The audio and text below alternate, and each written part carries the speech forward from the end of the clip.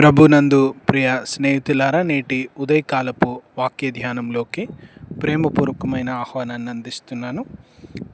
ఈ వారమంతా దేవుడు కాచి కాపాడి తన కృపను మనకు తోడుగా ఉంచినందుకు దేవునికి వందనాలు చెల్లిస్తున్నాను. ప్రార్థించుదాం. కనికరం గల ప్రభువా, ఈ ఉదయం వాక్యం ద్వారా మాట్లాడమని యేసు నామములో ప్రార్థిస్తున్నాం. ఆమేన్. ప్రియమైన వారలారా, నేటి ఉదయకాలము మనలో చాలామంది ఇదివరకు ఎన్నో మార్లు విన్నటువంటి ఒక ధ్యానం క్రిస్మస్ కాలంలో ఉంది. ఈ బాలుడు ఏమగునో. బాప్తిస్మమిచ్చు యోహానును చూచినటువంటి వారు ప్రాముఖ్యంగా అతడు పుట్టిన సమయంలో అతనికి పేరు పెట్టడానికి ఆ వేడుకలో అక్కడ పాలు పొందుతున్నటువంటి బంధుమిత్రులు అడుగుతున్నటువంటి ప్రశ్న, ఈ బాలుడు ఏమగునో. ఆ బాలుడిని చూసి ఎందుకు అంత ఆశ్చర్యం కలుగుతూ ఉందంటే, అతని జననము చాలా ఆశ్చర్యరీతిగా జరిగింది. ఆ తల్లిదండ్రులకు, ఆ దంపతులకు ఇంకా పిల్లలు పుట్టరు అనుకున్నప్పుడు ఆశ్చర్యరీతిగా దేవుడు కుమారుని ఇచ్చినాడు. ఆ సమయంలో అతనికి మౌనంగా ఉండిపోవడం, ఎందుకంటే దూత ఇచ్చిన సూచనను బట్టి తిరిగి ఆ పేరు పెట్టే రోజు నోరు తెరవడం, ఏ పేరైతే పెట్టాలని దేవుని దూత వారికి తెలియజేసిందో ఆ పేరే వారు పెడతా ఉన్నారు. యోహాను అంటే దేవుడు దయాళుడు, యెహోవా దయాళుడు, ఆయన కృపగలవాడు అనేటువంటి పేరు. బహుశా ఆ పేరు ప్రవచనం మాత్రమే గాక ఎలిజబెత్ జకరియా జీవితంలో అక్షర సత్యం.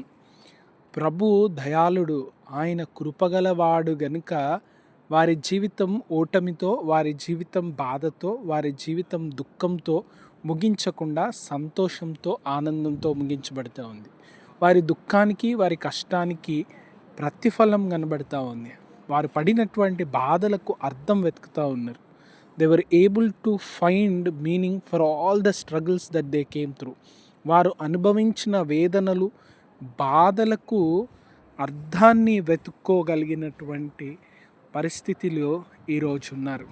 కనుక అక్కడ ఉన్నటువంటి వారందరిలో ఆశ్చర్యం, ఈ పేరు మీ బంధువుల్లో లేదు, ఈ పేరు మీ ఇంటి వారిలో లేదు, ఈ పేరు ఎందుకు మీరు పెట్టాలనుకుంటా ఉన్నారు అని అడుగుతూ ఉన్నారు. జకరియనే పెట్టచ్చు, తండ్రి పేరే పెట్టచ్చు, మీ తాత పేరు, మీ బంధువుల పేర్లు ఏదో ఒక పేరు పెట్టచ్చు, ఈ పేరు ఎందుకు అన్ని ఆశ్చర్యపోతుండగా జకరియా నోరు తెరవబడి దేవుని స్తుతించడం, ఇవన్నీ చూస్తున్న వాళ్ళలో ఆశ్చర్యం. వాళ్ళకు కుమారుడు పుట్టడం ఒక ఆశ్చర్యం, వారు ఒక పేరు అందించడం ఆశ్చర్యం. ఆ పేరు అందించే ప్రక్రియలో జకరియా నోరు తెరవబడి దేవుని స్తుతించుతూ ఉన్నాడు. ఇన్ని అద్భుతాలు, ఇన్ని ఆశ్చర్యకరమైన సంఘటనలు ఇప్పుడే జరిగితే ఈ బాలుడు పెద్దవాడైన తర్వాత ఏమవుతాడు? ఇంత ఆశ్చర్యము, ఇంత దేవుని కృప, ఇంత దేవుని నడిపింపు ఉంటే ఈ పిల్లవాడు ఏమవుతాడు?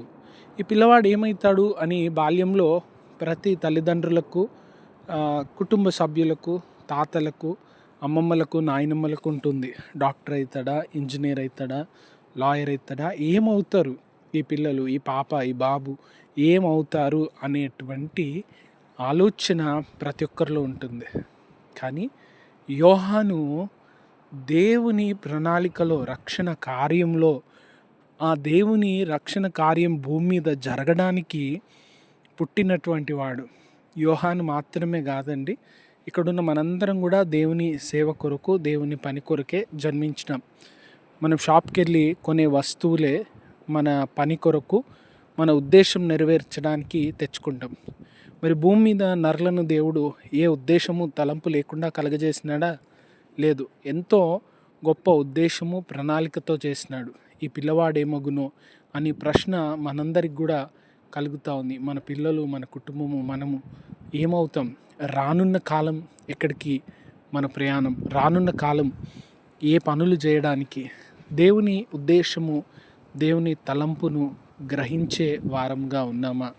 తలపోసుకునేటువంటి వారంగా ఉన్నామా అని ఆలోచన, ప్రశ్న వేసుకోవాలి. ఆ ప్రశ్నలు యోహానులాగా మనల్ని కూడా దేవుని సేవ కొరకు పరిగెత్తడానికి, దేవుని కొరకు ప్రకటించడానికి, దేవుని కొరకు పాడడానికి, దేవుని కొరకు కార్యములు చేయడానికి సంసిద్ధతను కలుగజేస్తాయి. ఆ కృప దేవుడు మనకు కలుగజేయనుగాక. ప్రభువా, ఈ వారమంతా కాచి వాక్యంలో విన్న బిడ్డలందరినీ దీవించి మీ కృప దయచేయమని యేసు నామములో ప్రార్థిస్తున్నాం. God bless you all. దేవుడు మిమ్మలను దీవించును గాక. ఆమెన్.